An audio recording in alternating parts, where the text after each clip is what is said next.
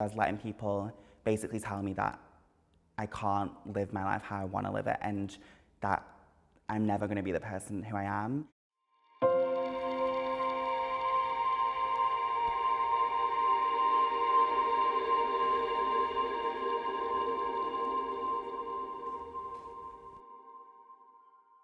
I was studying fashion in college, and then our first collection, we had like people came in to do the hair and makeup, and basically, long story short, I didn't like it, and I'm like a big perfectionist, so our next collection I was like, oh, it can't be that hard, I'll just do it myself. So I went and bought like pound makeup, stole some of my mum's makeup to borrow, and did it, and I loved makeup from then, and then it literally just took over my life. Went on level. What made you apply for the program?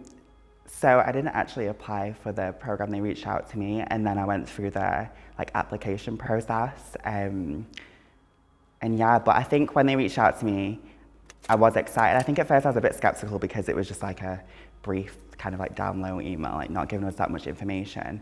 And then the process just went so quick. I think the application process, I don't know how long it was, but it was very, very quick. And you would go to like one audition thing with loads of other people, and then loads of people would just be caught. And then next thing I know, it was like time to film the show. By the time the show was airing, I had already started my transition and had told everyone, and it was like on social media or whatever, like everyone knew. So I think my biggest fear was probably like it setting me back. I had this massive thing in my head where I was like, oh, I've come so far, I've done all this work, and then this show's gonna come out, and then people are still gonna see me as I was before, and then all this hard work that I've put into like actually how much work I've put in for people to see me as I am. I was just focused on like moving forward and what was in front of me rather than like what was behind me.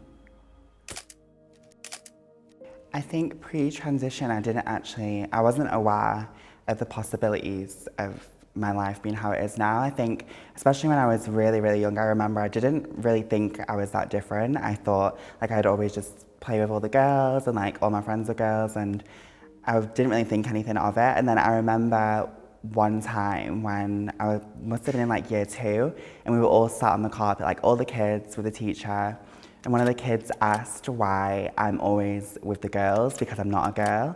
And I think at that moment was when I really was aware that I was different and wasn't, I guess, who I thought I was. I think when you're a kid, you don't really have all these like things that society have like made you think. So I guess you just have kind of thinking how your brain thinks, I guess. And my brain has always thought that I was just female. So, but I think that was when I really started becoming aware that I wasn't what I felt on the exterior, I guess. And then obviously as time went on and I was developing, and then puberty and everything was when I guess I realized that it was an issue and that it was something that like I wanted to solve but didn't think I could solve.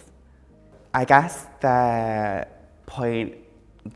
life turning point when I realized I wanted to transition was when I was so low, because like I said, I like knew this TV show was coming out. I knew I didn't want to live in London, and I basically just didn't see my life going ahead like unless I was living my truth, because I just didn't see the point. Like I knew who I wanted to be, I knew what I wanted, but the only thing stopping me from that was, I guess, fear. Like only you can control what you do in life, only you can make your own decisions. So I knew it was either I make the decision and do it, or I don't know, but I basically didn't want to continue if I wasn't going to be who I knew that I wanted to be.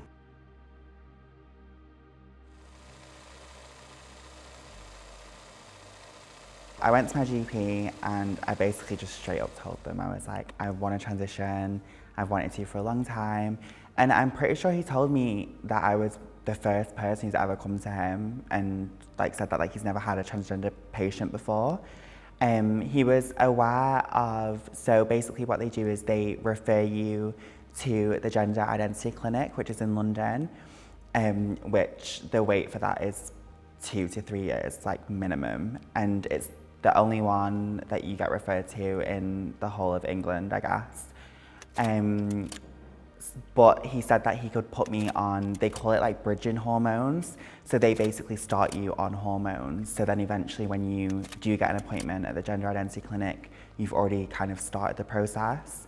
That was my first step, and I think it just really set back my transition for a long time because I was worried about what to do because there wasn't a lot of help out there.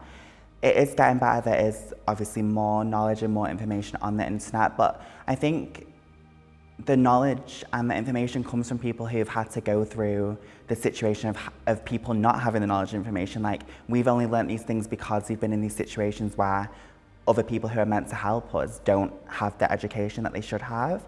So we've had to go through whatever experience alone, learn from that, and then pass our knowledge down to the next generation. So I actually didn't tell anyone that I was going to transition until I was about, I think I would have been 18, because I didn't actually tell anyone until I was going to do it. I kept it just to myself for a long time because I didn't actually think I was going to go through with transitioning, I guess. It didn't seem like a possibility. There wasn't a lot of people who were in the media who were doing it. There wasn't a lot of information out of there. I was watching hours and hours of YouTube videos, but they weren't really informative, and a lot of them was the YouTubers at the time were all in America. So I know it sounds silly because I'm still in this world, but when you're in England, you don't know anyone who's transitioned and don't have anyone to look up to. It was just I didn't think it was going to be a possibility, I guess. So I definitely kept it to myself until I was at the point where I was like, right, I've got to do this, or I'm not gonna make it, I guess, because I only saw my life being like that. I didn't see it any other way. So I think I probably first told my closest friend at the time when I was about 18. After about an hour, I just said I'm a female, I want to transition.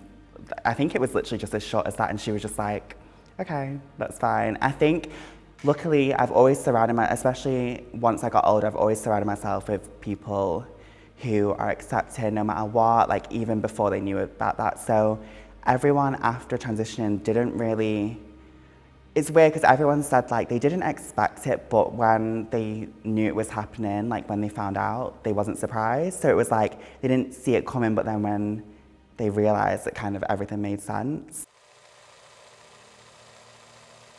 Obviously, when you first transition, there's going to be mishaps. People are still going to call you by your old name. People are going to misgender you, which is still totally wrong. But obviously, friends and family who have known you for years and years and years, it is inevitable. It does happen. You just have to set that boundary and tell them that it's not okay and it's not making you feel good. But so for me personally, I remember I would be in the salon working and people would be coming in who don't even know me and have never met me. So they haven't known me before my transition and haven't spoke to me before my transition, but were still referring to me as my past self, I guess, and still misgendering me, which was just so crazy to me because even though it was wrong for people who knew me before to do, it made it even worse for people who didn't even know me because it's not like they're, I guess, adapting to the new me. And I feel as well the experiences I have faced have kind of been dealt with an undertone of hurt. People have done it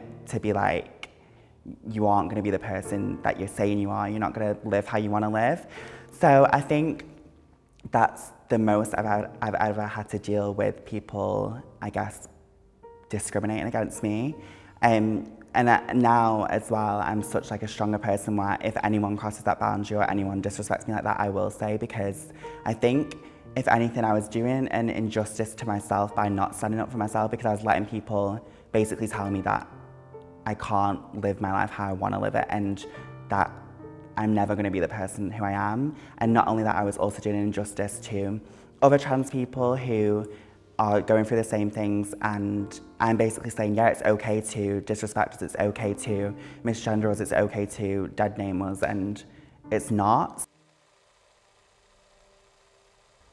I don't think I would actually change anything with my personal experience. I think even though there's been really hard times and really low lows, I just think now I'm at a point in my life where I understand that everything that's happened was for a reason, and everything that happened was meant to happen at that time to build me into the person I am today. I think if anything had changed, then I wouldn't be the person I am today. I wouldn't have the mindset I have today. I wouldn't be the strong person I am today, and I wouldn't just basically be happy. Especially now, I think I've realised that it is a completely different experience for everyone when you transition.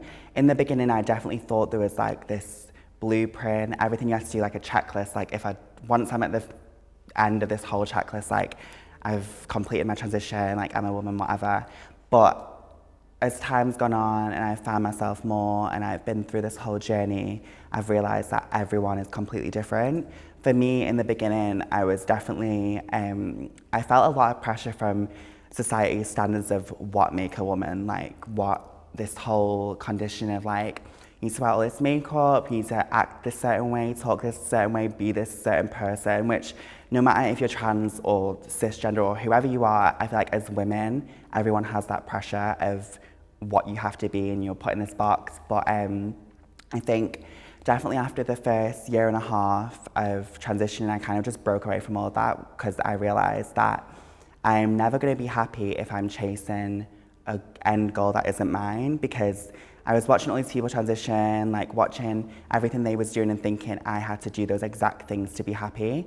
But then after a year and a half of following all these things, I was just in the same place and I knew I wasn't myself. And then straight after that, once I just like let all that go and started actually living life for myself, doing whatever I wanted, making my own, I guess, standards of what make a woman to me. I think there's no right or wrong thing that makes a woman. It's just who you are inside. So yeah, I think it was definitely rough in the beginning, but now I've like had like this amazing, huge awakening and I'm just so happy in who I am.